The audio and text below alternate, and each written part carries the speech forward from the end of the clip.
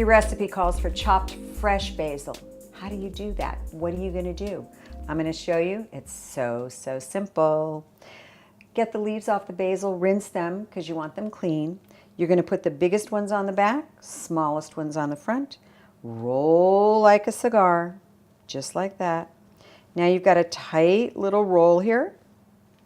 Knife, and just start from one end. Keep the tip of the knife on the board, and the closer your little cuts are is how fine your chopped herb is going to be.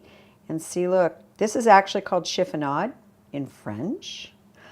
And if you want it not chiffonade, then just carefully, again, flat hand here, just a couple of cuts, because what you want to do is leave as little of that green juice on the board because you want that beautiful smell and all the oils inside those herbs, so they're going to season your recipe like you want. Maybe you have some Italian parsley, something with a little bit more of a leaf. You're going to simply shave off the leaves just like this. Get it all together.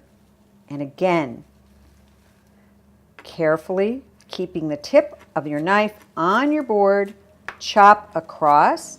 Try to only do one chop across.